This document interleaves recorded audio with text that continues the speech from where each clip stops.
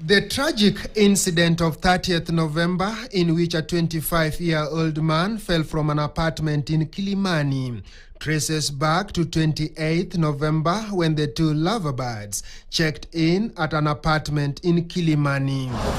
At 4:07 p.m., CCTV footage shows the couple arriving with suitcases as they step out of the lift on the 14th floor and head to the apartment where they had booked.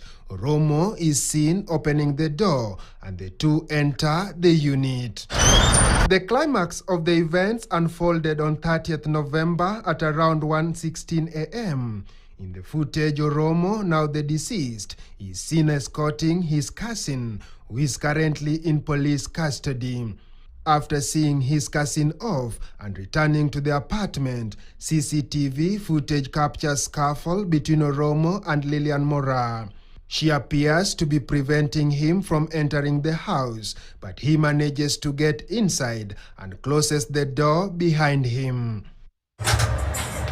Approximately 40 minutes later, OLOMO is seen falling from the 14th floor.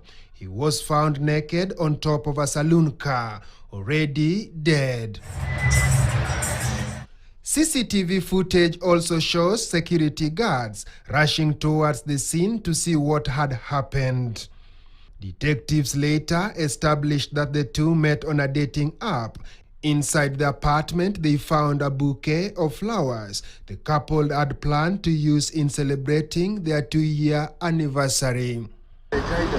Lilian, now the main suspect with OLOMO's cousin, remain in police custody for 14 days as investigations continue. Lennox Sengre, KTN. Na mtazamaji, jioni ya leo, kanda ya kipekee ya CCTV imeonyesha matukio yaliyojiri kabla ya kifo tata cha kijana wa miaka 25 FESTUS OLOMO katika jumba moja eneo la Kilimani hapa jijini Nairobi. Na kwenye video, matukio yanaonyesha yaliyojiri kabla ya ugomvi kuzuka kati ya marehemu FESTUS na mwanamke aliyekuwa naye kwenye chumba cha kukodi saa 7 ya usiku kabla ya mwili wake kupatikana chini ya jumba hilo. Ode Francis anatupa taswira kamili. Mambo yalianza kama siku ya kawaida siku ya 27 Novemba mwaka 2025 mchana. Kamera za usalama zilimnasa Julius akiwasili katika chumba nambari B1406.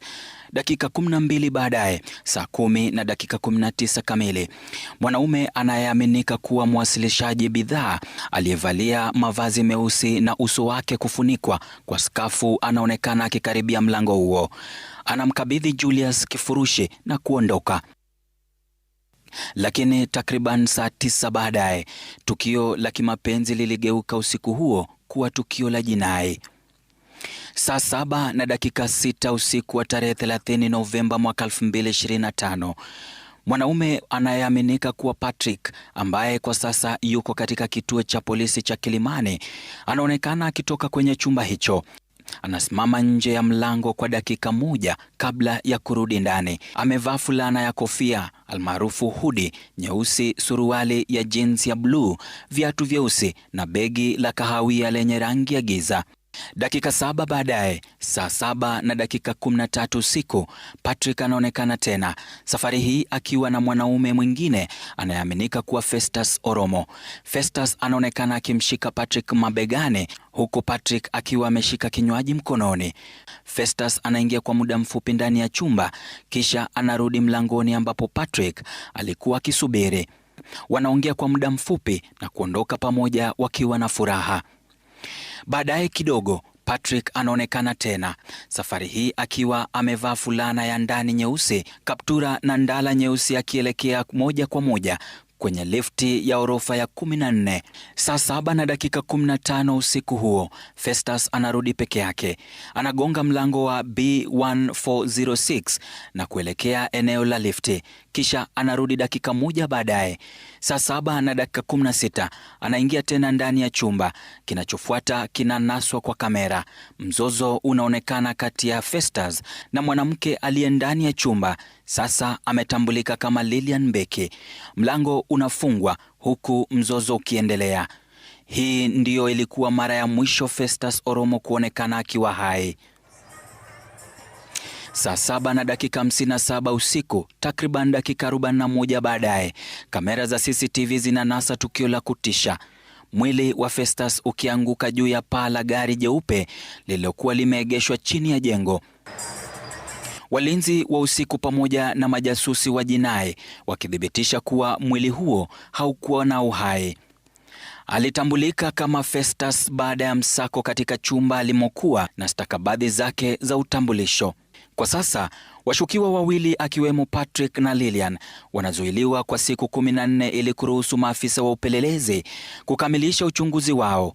Mwili wa Festus Oromo umehamishwa kutoka makafani ya City hapa Nairobi na kusafirishwa na familia katika makafani ya John Cargo mjini Thika, huku uchunguzi ukiendelea. There is a trend you will notice in criminal homicide cases where if someone is murdered, he's particularly thrown off from a building, like the recent case of FESTUS Oromo in Kilimani, or many other cases like the one for DJ Fatso.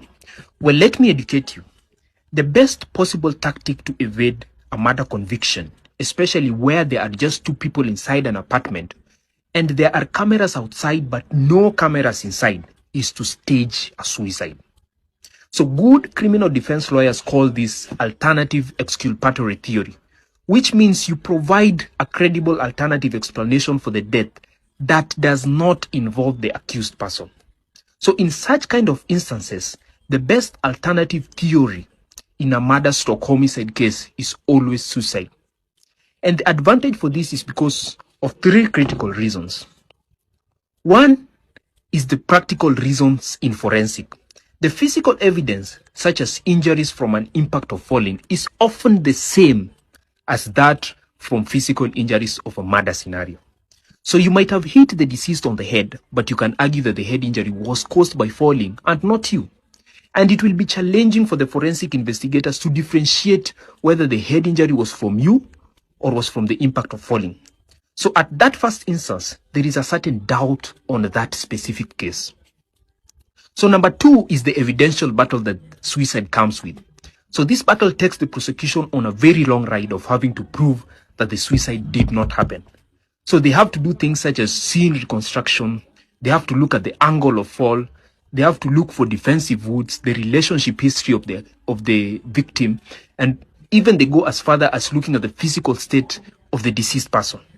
So all this prolongs the case, and if there is any doubt in each of these analyses, the prosecution's case becomes weak. Lastly, the idea of suicide alone, to say, I did not do it, that this individual killed himself, that alone casts doubt on the entire process before you even begin. This is because an accused person does not have to prove that the suicide happened. All you have to do is to write a statement that is reasonable to your claim. Like in the case of Festus, you can say maybe it was a romantic relationship gone sour and you wanted to break up with the individual, that's why you decided to jump. That alone kickstarts the entire process for the prosecution to prove that that suicide did not happen. So after that, the standard of proof is left for the prosecution to prove beyond reasonable doubt and nothing less than that. So the concept of suicide destroys the two essential elements of actus reus and mens rea as provided in section 2 or 3 of the Penal Code.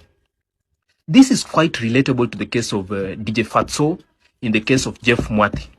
The criminal defense did so well in applying this alternative theory, but recently they've been messing up big time with how they were supposed to be coaching the witnesses so that it would align with the stream of events that would support the case. So if you follow me, I will later do a detailed analysis of DJ Fatso inquest, maybe to substantiate everything. So the next time you are caught up in such a scenario, maybe discreetly call a good lawyer and he will tell you what to do in the scene of crime so that at least you can have a case to argue on. Because remember, as long as you have a dead person inside your room, you are the murderer.